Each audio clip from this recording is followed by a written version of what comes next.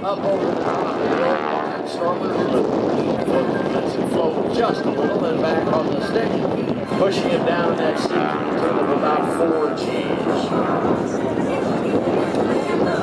Once again, 5 G's and weighs 1,000 pounds in the cockpit of that airplane.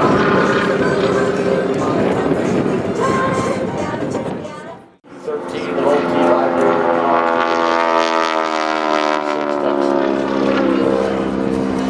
Nice little aileron roll, brings the nose up in the Stearman, puts the stick all the way in the left corner, and lets it roll right around.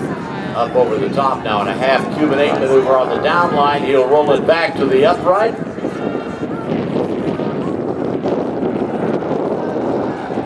Right back to show center, and he'll complete. 4-point hesitation roll.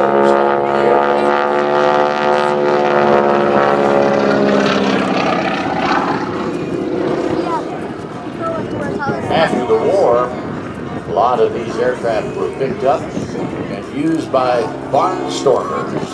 And they got the name because they would fly around the countryside. Comes Bill Gordon. Pulls back hard on the big old barrel roll out there. Just imagine a 55-gallon drum lying on its side out there. Bill is describing an arc around the outside of that barrel. The barrel roll. A little over a 1G pilot. Up he goes. Now watch, running out of airspeed right about now. Little right aileron to counteract the torque, and then he stands on that left rudder for the hammerhead turnaround. We call it a hammerhead. The British call it a stall turn. Back to show center now with 450 horsepower. Back on the stick. Up over the top. Rolls the airplane upright, a half Cuban 8 maneuver. Down to show right now. Back hard on the stick once again.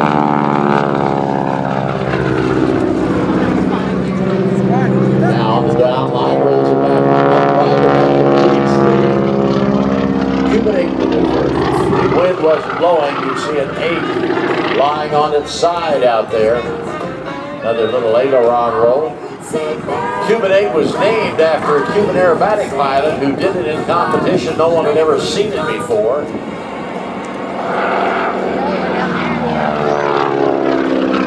Very, very, very nice slow roll there. Brings that nose way high up above the horizon. The weight of that engine when he gets inverted, it has a tendency to fall through the horizon. So he brings that nose way up into the sky to roll it around that point.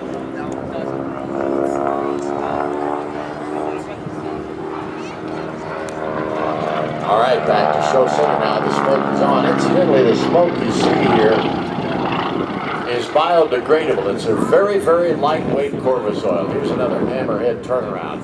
Right aileron, stands on the rudder, points the nose straight back down towards the ground. It's a very, very lightweight oil called Corvus oil. It's carried on board the airplane in a tank with an electric pump on it, and that pump injects that oil right into the hot exhaust of the aircraft, and that causes the smoke you see. Like I said, it's biodegradable. It won't hurt you. We have found out, though, that mosquitoes hate it. On the taxiway, to your left, ladies and gentlemen, Herb N Ditto. Horsepower as he adds the power to Ditto. At 65 knots, about 75 miles an hour, he'll raise the nose of the T-28 Trojan, simulating a carrier takeoff. He'll fly mostly on the power of that 1,425 horsepower. Right about now, watch for the nose to come off the ground. There we go. Simulated takeoff and flying away from the carrier as the landing gear gets activated. This entire aerobatic routine is accomplished with normal cruise power using the mass and the energy of the Trojan's 4½ ton weight. Now watch him as he climbs up for altitude. Tail hook. so they could be used to teach pilots to land on an aircraft carrier. And even more modifications to the D model, which was modified to carry machine guns, bombs, and rockets, and it was used during the Vietnam War in Southeast Asia. Hopefully, guys,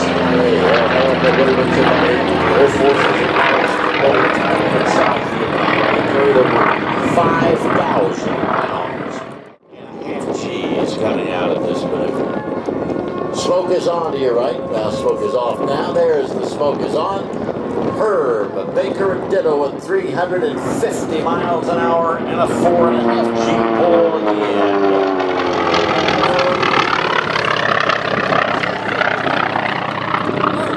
end. Using all of that 350 horsepower energy, climbs nearly vertical, goes over the top in a sort of a cloverleaf turn. He's looking back here for some smoke rings. Don't know if we're going to get any, but looks like some may be forming out here, but the wind is taking them away. Now he's diving to gain enough airspeed to attempt the old Barnstormer's loop. Looking out for those smoke rings, but they're dissipating rather rapidly. Watch now. 4 G's pushing him down in the seat as he comes up over the top of the old Barnstormer's loop. Right about now he relaxes just a little pressure to make him a little more round on the top, and then back pressure on the stick once again to pull out of that old Barnstormer's loop. And he goes immediately into a little wiggle maneuver.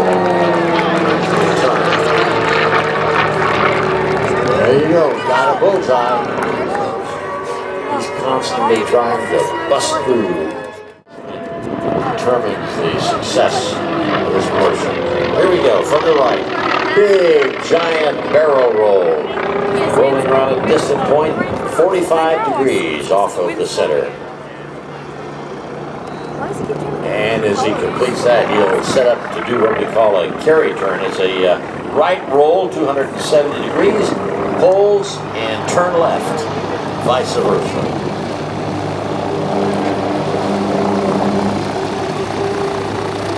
Here's the carry turn.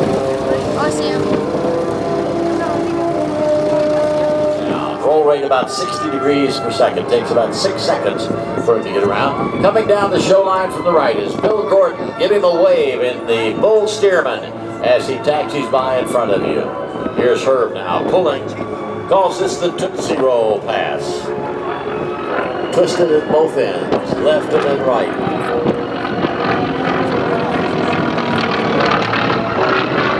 Once again to the right, setting up for the 4-point hesitation roll.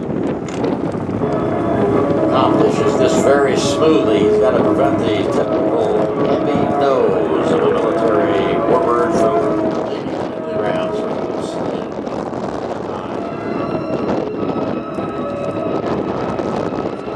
Nose comes up. There's 1 to the knife edge, 2 the inverted, 3 to the opposing knife edge, and then 4. Sets up for the carry turn.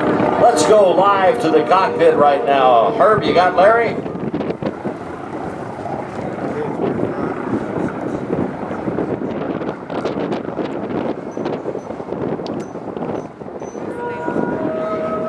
Okay, Herb, we got you live right now. How's the air up there today?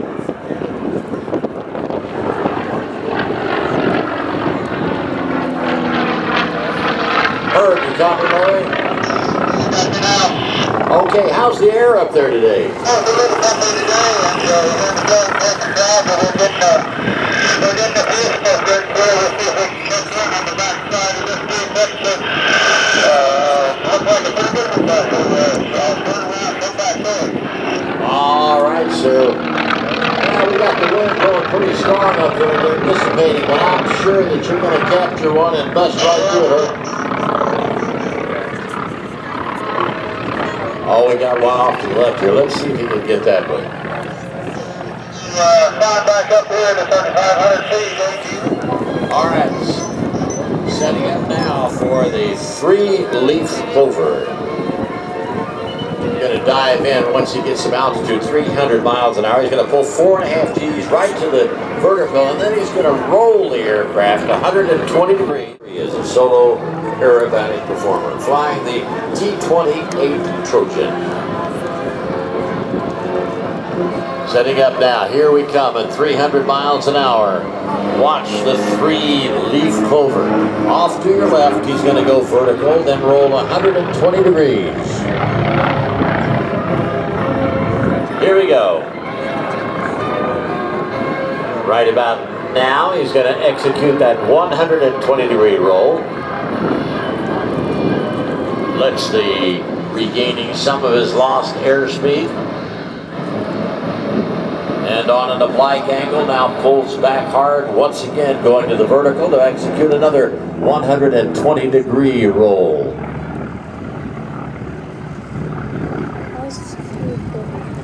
There's the roll. That's the second part of the 3-leaf clover.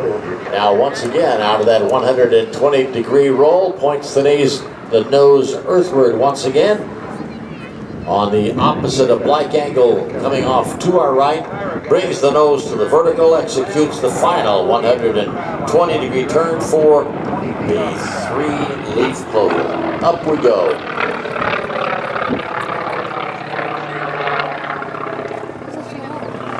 That car and trailer, van and trailer, passing in front of you right now, that's our pyro team who set up all of those explosives. Give them a wave as they come by. Started work early this morning.